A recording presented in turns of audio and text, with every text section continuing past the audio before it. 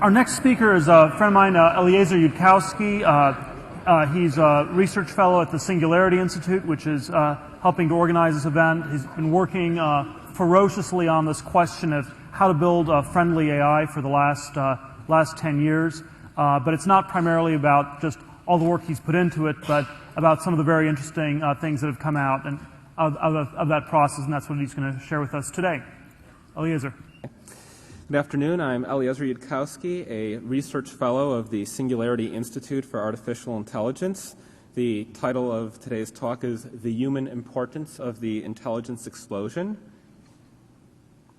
The term intelligence explosion was invented in 1965 by the eminent mathematician I.J. Good, major promulgator of Bayesian statistics. The core idea of an intelligence explosion goes something like this. Suppose we were to invent brain-computer interfaces that can substantially augment human intelligence. What will these augmented humans do with their improved intelligence? Develop new medical technologies? Play the stock market? One good bet is that they'll use their improved intelligence to design improved brain-computer interfaces. And then, having become even smarter, they can invent even better brain-computer interfaces, and the process snowballs. That's the hypothesis. Intelligence is the source of all technology, so if technology improves intelligence, that closes the loop and it potentially creates a runaway positive feedback cycle. The purest case of this is a genuine AI, a fully intelligent AI, being able to rewrite its own source code, becoming smarter, and then rewriting its own source code again. A recursively self-improving AI is what I.J. Good originally referred to as an intelligence explosion, although the notion generalizes. I'd like to emphasize that the notion of an intelligence explosion is logically independent from many topics also linked to the word singularity. For example, the idea of an intelligence explosion does not logically require nor logically imply, nor is it logically required or logically implied by the assertion that 1970 to 2000 was a time of greater change than from 1940 to 1970. I'm not necessarily criticizing this idea, I'm just pointing out that it's not necessarily an integral part of the intelligence explosion. The first AI to improve itself could conceivably be created during an age of accelerating technological progress, or an age of slow but steady progress, or even a global stagnation of most technologies. I emphasize this because many people mean different things by the word singularity, and if we talk about all these different things as if they are the same, we will end up rather confused. That's one of the reasons I'm saying intelligence explosion rather than singularity. Intelligence explosion is more narrow and specific. The title of this talk is The Human Importance of the Intelligence Explosion. I intend to talk about intelligence first, then intelligence explosions, and finally the human importance of the intelligence explosion. First, intelligence. When people hear the word intelligence, they often think of what we might call book smarts, stereotypically intelligent activities like calculus or chess. It takes more than book smarts to succeed in the human world. Enthusiasm, social skills, education, strategic cunning, rationality, but each factor I listed is cognitive. Social manipulation is a talent that resides in the brain, not the kidneys. I suggest that we systematically underestimate the importance of intelligence because in our everyday life, everyone we're dealing with is a human, as opposed to a mouse, a lizard, or a rock. We act like our tiny corner of mind space is the whole world. We think of the scale of intelligence as if it ran from a village idiot to Einstein rather than running from amoebas to humans. On the scale of interspecies differences in intelligence, the entire human species fits in a small dot. The rise of human intelligence in its modern form took place between 35,000 and 150,000 years ago, depending on who you ask. That event, whenever it happened, it didn't even really happen at a particular time, but that event reshaped the Earth. The land sprouted skyscrapers, planes flew through the skies, footprints appeared on the moon. If you look around you right now, most of the things you'll see are byproducts of human intelligence. The chairs, the floor, your clothes, all of these are effects with human intelligence as the cause. Intelligence is our trump card as a species. It's the human superpower. But we all have the same superpower, so it doesn't seem very important. People say things like, intelligence is no match for a gun, as if guns had grown on trees. People say that intelligence doesn't count for as much as money, as if mice used money. All jokes aside, you won't find many CEOs or professors who are chimpanzees. You won't find many great novelists or military generals or politicians or scientists who are lizards. Intelligence is the foundation of our power as a species. It's the strength that fuels our other art.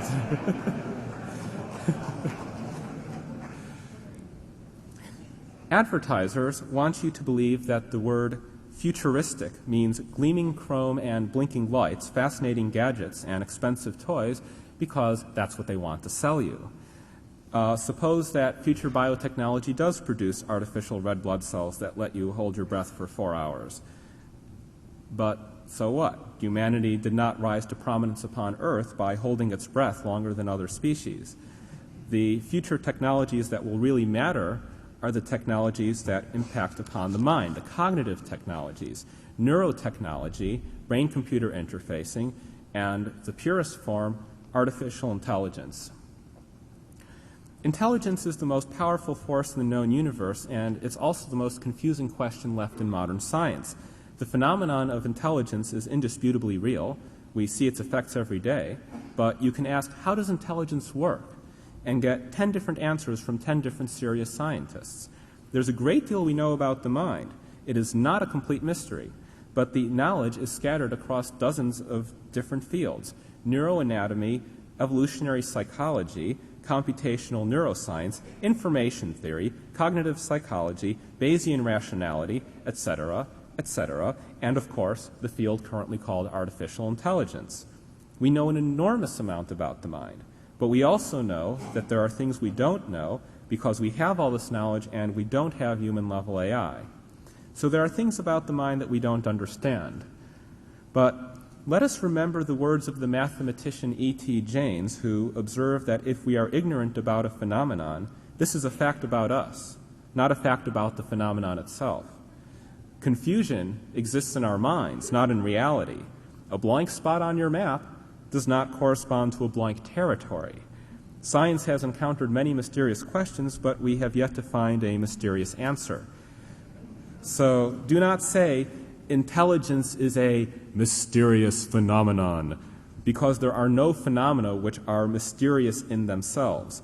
Rather, intelligence works in some completely lawful way of which we are partially ignorant.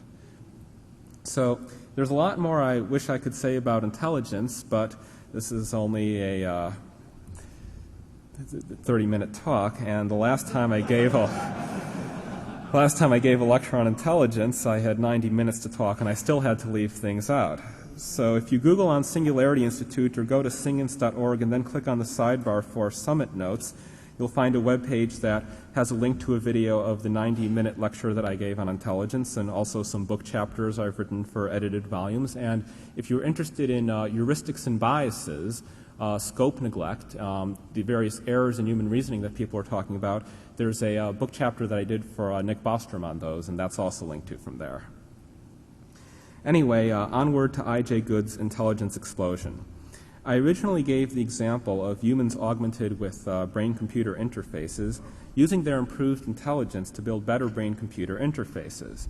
A difficulty with this scenario is that there's two parts to the system, the brain and the computer. If you want to improve the complete system, you can build interfaces with higher neural bandwidth to more powerful computers that do more cognitive work. But sooner or later, you run into a bottleneck, which is the brain part of the brain-computer system. The core of your system has a serial speed of around 100 operations per second. People talk about the wonderful parallelism of the human brain, but if your processors ran at 100 hertz, you'd also need 100 trillion processors just to run a spreadsheet in real time.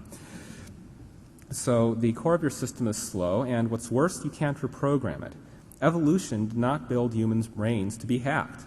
Even if on the hardware level we could read and modify each individual neuron and add neurons and speed up neurons, we'd still be in trouble because the brain's software is a huge mess of undocumented spaghetti code.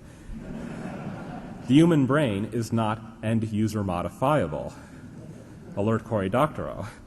So trying to use brain-computer interfaces to create smarter-than-human intelligence may be like trying to build a heavier-than-air flying machine by strapping jet engines onto a bird. I'm not saying it could never, ever be done, but we might need a smarter than human AI just to handle the job of upgrading humans, especially if we want the upgrading process to be safe, sane, healthy, and pleasant. Upgrading humans may take a much more advanced technology and a much more advanced understanding of cognitive science than starting over and building a mind from scratch. Now, I do emphasize that I am totally on board with the goal of humans becoming smarter. Forget who it was who said something like, forget the fountain of youth, what we need is a fountain of smart. But I suspect that doing this gracefully will require molecular nanotechnology plus a very fast, very smart artificial intelligence that can customize strategies to your individual brain. Imagine if you had to take an existing living bird and expand the bird into a flyer the size of a 747 that actually flies as fast as a 747, and do this all without killing the bird or making it very uncomfortable. Sufficiently advanced technology could do it.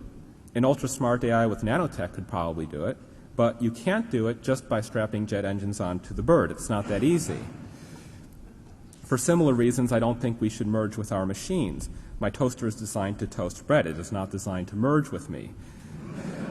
Maybe I want my hands to generate enough heat to toast bread so that I can cook breakfast through my own power instead of relying on external devices and outside crutches. Then it will take very advanced bioengineering to make my hands generate enough heat to toast bread without damaging my hands or making them unable to do other things.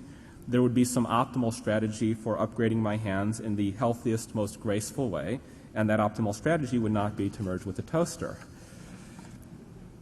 That is why recursive self-improvement and the intelligence explosion are usually discussed. I.J. Good originally discussed it in the context of an AI rewriting its own source code. An AI can have total read and write access to its own state, move itself onto better hardware, get an explanation of its code from its programmers, work in the near-deterministic environment of a computer chip to make precise changes with knowable effects. In short, all the things we can't do with the human brain. And an AI can be fast. In neuroscience, there's a heuristic called the 100-step rule, which is that anything a biological brain does in real time can require no more than 100 serial computational steps. A modern computer chip can do 1 billion serial arithmetic operations per second. In the brain, the very fastest neurons transmit signals at 150 meters per second, which is 2 million times slower than the speed of light. Even on the issue of heat dissipation, where neurons do still beat transistors, the brain isn't anywhere near optimal. A synaptic spike in the brain dissipates more than 1 million times the minimum heat permitted by the laws of thermodynamics. So it looks physically possible, that is, it's permitted by the known laws of physics, to have a computing device 1 million times faster than the brain without shrinking the brain, running at ultra-low temperatures, dissipating more heat, or invoking quantum computing or reversible computing. You can even speed up the sensory inputs and motor outputs. Drexler's nanosystems describe sensors and manipulators that operate on a timescale of nanoseconds, so again, millionfold speedup appears to be permitted by the laws of physics. If a mind worked 1 million times as fast as a human brain, it would do a year of thinking in what to us would seem like 31 seconds. A century would go by in 53 minutes. Let's say there's a smart AI that thinks 1 million times faster than a human, but the AI doesn't yet have tools that work on its own time scale. Starting from current human tools, what is the minimum time for the AI to bootstrap its capabilities to molecular nanotechnology? I'm only human, and I haven't spent all that much time thinking about the problem, so the fastest plausible method I can think of requires 10,000 years. First, you need to crack the protein folding problem, not for biological proteins, but so that you can design chosen special cases of proteins. Then there are online providers that will accept an arbitrary DNA string, sequence the DNA, synthesize the peptides, and FedEx you the protein. Some providers boast of a 72-hour turnaround time. Email them the DNA sequence, you get the protein 72 hours later. So you order a set of proteins that, when mixed together in a test tube, self-assemble into a very primitive nanomachine, something on the order of a ribosome, that can accept outside instructions in the form of coded acoustic vibrations. Then you use this very primitive nanomachine to build a second-stage nanomachine that builds a third-stage nanomachine, and so on to full-scale molecular nanotechnology. This gives you nanotechnology in on the order of 4 days, which at a millionfold speedup is around 10,000 years of subjective time. Of course, there might be faster ways to do it. I haven't spent 10,000 years thinking about the problem, and I'm only human. Now, this may or may not be roughly how things happen in real life. I'd actually be pretty surprised if, like, this example that I made up is how things happen in real life. The point I'm trying to make is to respect the power of creativity. Intelligence isn't just about gadgets or even very powerful gadgets like nanomachines. Intelligence is about ingenuity and surprise, the strategy you didn't think of, going outside the box and changing the nature of the game. You might think, well, maybe the AI is millions of times smarter than a human, but what can it do if it can only manipulate the world through human tools? Think about that question for at least a week, looking for a creative solution before you put limits on a mind vastly smarter than us. Even saying that an ultra-smart mind might be able to bootstrap to nanotechnology in 4 days may still be a failure of imagination, not because there might be a more clever and creative way to do it even faster, but because who says molecular nanotechnology is the end of the line? The future has a reputation for accomplishing feats which the past thought to be impossible. If prophets of the year 1900 AD, never mind 1000 AD, had tried to bound the powers of human civilization a billion years later, some of those physical impossibilities would have been accomplished before the century was out. Transmuting lead into gold, for example. Of course, this is because they were ignorant of the laws of physics, not because they broke the laws of physics. It's important to keep that in mind. But because we remember future civilizations surprising past civilizations, people understand that you can't put limits on our great-great-grandchildren. And yet everyone in the 20th century, in the 19th century, and in the 11th century was human. The really scary part comes when you start trying to imagine minds that are smarter than human, in the same way that humans are smarter than mice. But even if you just talk about an ultra-fast mind with molecular nanotechnology, that's enough power to reshape the Earth, the solar system, and the Milky Way. If I say that an intelligence explosion might yield enough power to move every atom in the solar system to an exact new location, that may sound a little silly, a little ridiculous. If I say that it's enough power to take all the excess carbon dioxide out of the atmosphere and ship it to Mars, or alternatively ship Earth's entire atmosphere to Pluto, it may sound a little far-fetched. But try convincing a hunter-gatherer, a human hunter-gatherer, from 10,000 years ago, just 10,000 years ago, that someday people will invent an improved bow and arrow called a nuclear missile that wipes out everything in a 10-mile radius. Intelligence is ridiculously powerful. Literally so, in the sense that over and over again, intelligence has accomplished things that once sounded ridiculous. You cannot trust your sense of how ridiculous things sound. And we're not talking about a jump like the one from hunter-gatherer society to the internet. That is merely 10,000 years of subjective time with no differences of brain architecture.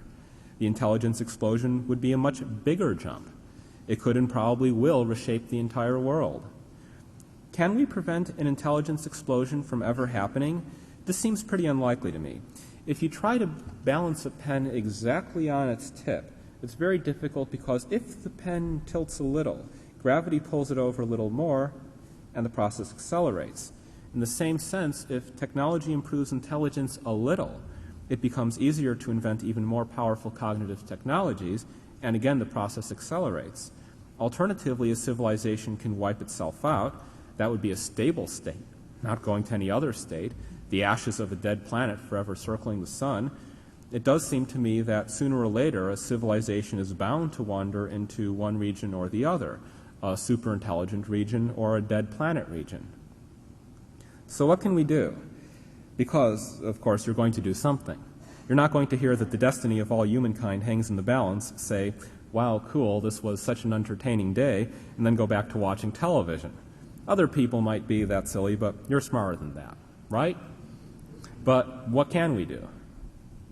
Well, there's certainly more than one possible way that humanity could go extinct. We just saw at least 11. So maybe there's more than one region of superintelligence that we can wander into. One often hears in futurism a line of reasoning that goes something like this. Someone says, when technology advances far enough, we'll be able to build minds far surpassing human intelligence. Now, it's clear that if you're baking a cheesecake, how large a cheesecake you can bake depends on your intelligence. A superintelligence could build enormous cheesecakes the size of cities, and Moore's law keeps dropping the cost of computing power. By golly, the future will be full of giant cheesecakes. I call this the giant cheesecake fallacy. It happens whenever the argument leaps directly from capability to actuality without considering the necessary intermediate of motive. Here are two examples of reasoning that include a giant cheesecake fallacy. A sufficiently powerful artificial intelligence could overwhelm any human resistance and wipe out humanity, and the AI would decide to do so. Therefore, we should not build AI. Or, a sufficiently powerful AI could develop new medical technologies capable of saving millions of human lives, and the AI would decide to do so. Therefore, we should build AI. And the natural mistake, once you understand the giant cheesecake fallacy, is to ask, what will an artificial intelligence want? When trying to talk about artificial intelligence, it becomes extremely important to remember that we cannot make any general statement about artificial intelligences because the design space is too large. People talk about AIs as if all AIs formed a single tribe, a ethnic stereotype. Well, that's how they're depicted in the movies, as an ethnic stereotype of AI. Now, it might make sense to talk about the human species as a natural category because we humans all have essentially the same brain architecture: limbic system, cerebellum, visual cortex, prefrontal cortex, etc., etc. But the term artificial intelligence refers to a vastly larger space of possibilities than this. You're related by 38% shared genetic material, if I recall correctly, to a petunia. So any two AI designs might be more different from one another than you are from a petunia. When we talk about AIs, we are really talking about minds in general. Imagine a map of mind design space. In one corner, a tiny little circle contains all humans. And I'm aware that spheres don't have corners, and then all the rest of that huge sphere is the space of minds in general. Everyday experience tells us that humans often say and do many different things, and yet some futurists predict what AIs will do far more confidently than they would ever dare to predict a specific real human being. Is the space of minds smaller than the space of humans? The error I keep seeing is that people try to generalize over all possible minds. Imagine that the sphere is a quintillion bits wide and contains 2 to the quintillionth power possible minds, including every possible human, since you only have 100 trillion synapses. Then an assertion that's supposedly true of every single mind in the sphere has 2 to the quintillionth power chances to be falsified, to be wrong. But if you say that at least one mind in the sphere has property X, then you have 2 to the quintillionth power chances to be right. Somewhere in this sphere is a mind that does not wish to kill human beings. If I could modify my own, I know because I'm in this sphere and I don't want to kill people. If I could modify my own source code, I wouldn't knowingly modify myself to want to kill people because people might die as a result of that, and my current self doesn't want people to die. Gandhi does not want to commit murder and does not want to modify himself to commit murder. That's a rather informal argument, if you like, that a self-improving mind can have stable motivational architecture. And again, for more detailed discussion, check the summit notes on the Singularity Institute website. The larger point is that it's not a question of predicting what AIs will do. It's not a prediction problem. It's not a question of futurism. It's a challenge of engineering. If you have the knowledge, if you know exactly what you're doing, if you are no longer confused, then it seems to me that you ought to be able to reach into mind design space and pull out a mind such that afterwards you're glad you made it real. To say that this has to be done very, very, very, very, very, very, very, very carefully vastly, vastly understates the seriousness of the matter. If I may, I would like to deliver a dire warning that is also useful advice in general.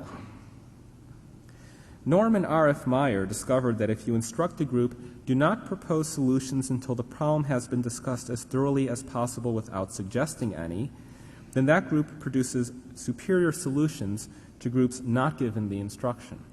Robin Dawes added that when groups face a very tough problem, this is when they are most likely to propose solutions immediately. Making the right choice in creating AI is such an incredibly difficult problem, with so many different facets and requirements and challenges and technical problems and ways to fail, that it is impossible to discuss it with people because they instantly come up with a solution, or they instantly declare the problem unsolvable, and either way it's the same mistake. I'm afraid that some of this may have been inadvertently illustrated. For example, one way to instantly fail is to find a principle that inspires a lot of positive emotion in you and say, we'll make that the foundation of friendly AI. And what I would be much more interested in is what kind of thinking did Max More use to come up with the proactionary principle, which he did not have his whole life. He invented it at some point during his life, and perhaps in another 10 years he will have a different version of it. What experiences would cause him to reject or change or update the principle, and what kind of dynamics would be involved in that would be, I would view as a deeper question of friendly AI. But in any case, trying to describe what kind of AI we want to see is a very tricky business. It's a lot easier to describe AIs we don't want to see. Science fiction and Hollywood movies have lots of AIs we don't want to see. Fiction is about conflict. Conflict requires problems. People sometimes ask me whether Isaac Asimov's 3 laws of robotics are a good solution. Leaving aside the extensive technical difficulties, if Asimov had depicted robots that actually worked correctly, he would have had no story. Everything worked fine, the end. Asimov chose his 3 laws to create story conflicts. Similarly, it's a common theme in fiction that we'll build AI, and the AI will be so much better at everything humans do that the AI will take all the jobs, and humans will starve or sit around watching television all day.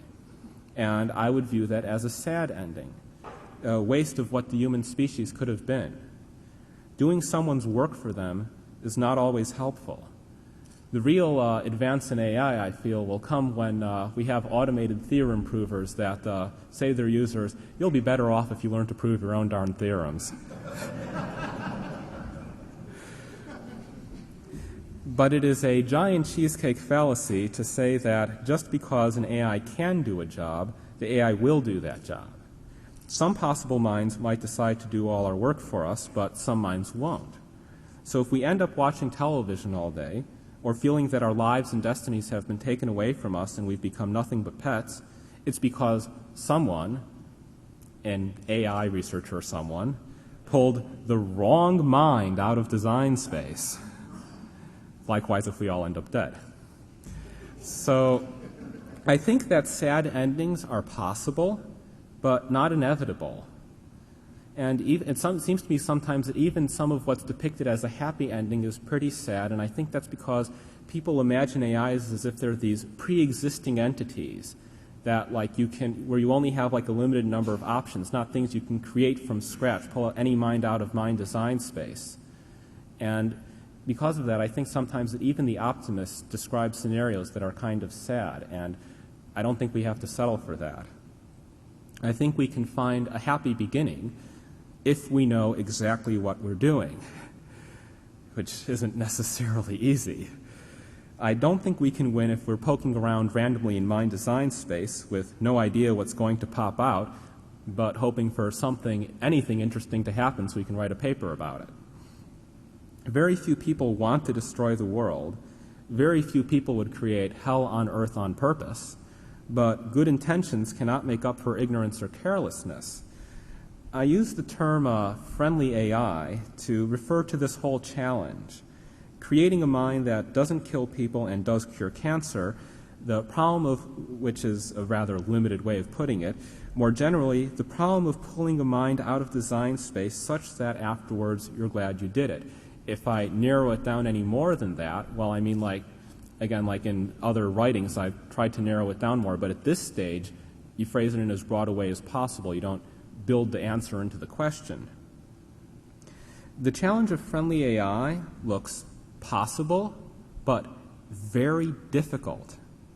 And the whole subject is extremely easy to misunderstand if you start jumping to conclusions. Nonetheless, I think we can win if we try.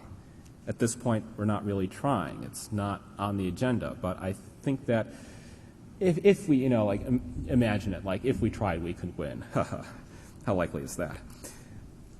If we do win, I think the world can become a better place. An intelligence explosion is a lot of power, and that power does not have to make things worse. There are things I want to do for myself rather than an AI doing them for me, but there are also problems in the world that are so awful that it is more important to solve them as quickly as possible than that we solve them for ourselves. I don't think there's anything philosophically unacceptable about a superintelligence curing cancer or AIDS. To put it in the nicest possible way, this planet has lots and lots and lots of room for improvement, which is a nice way of putting it. It doesn't say that you have to be gloomy today, but even the things that are already good can get better. I think that right now the human species is going through this sort of awkward adolescent stage when we're smart enough to make huge problems for ourselves and not quite smart enough to solve them. But someday the human species has to grow up. Why not sooner rather than later? That's the scary and beautiful thing about increased intelligence. It's not just another shiny, expensive gadget. Increased intelligence might let us make real progress on our deepest problems. The Milky Way has 400 billion stars, and in the visible universe, there are 60 billion visible galaxies. So far as we know, we are alone. It's a big puzzle. Maybe there are some very improbable steps in the rise of intelligent life. Or maybe someone somewhere has to be first. But you can look up at the night sky and see how much work there is for humankind to do. Look around you at this world in all its beauty and all its ugliness. Is this where we stop and declare that our work is finished? I don't think so.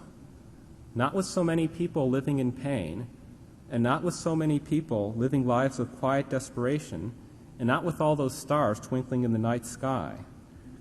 In this world, there are well-paid, highly trained professionals whose job it is to sell lipstick because the owners of the lipstick corporation care too much about selling lipstick to leave the job to amateurs or unpaid volunteers.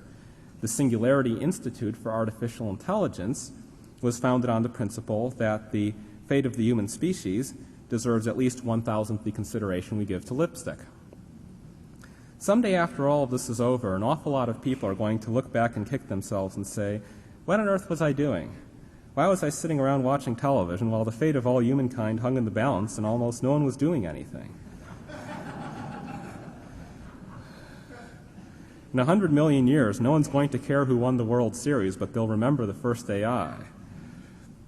So let us raise the banner and sound the trumpets, fund the grants and do the research, and see if the human species can give this problem 1,000th of the resources that we expend on lipstick.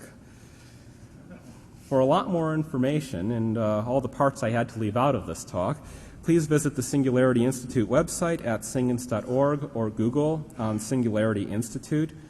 The Singularity Institute for Artificial Intelligence is a 501c3 nonprofit organization funded by individual donations from people just like you.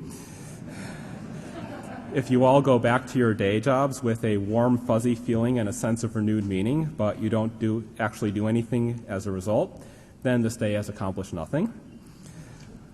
Intelligence is our species' superpower, but intelligence, to be useful, must actually be used. Our superpower only works when we use it, and we usually don't.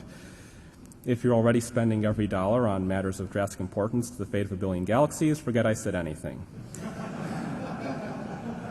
Otherwise, this matter does require your attention and your action, not just your applause. Thank you.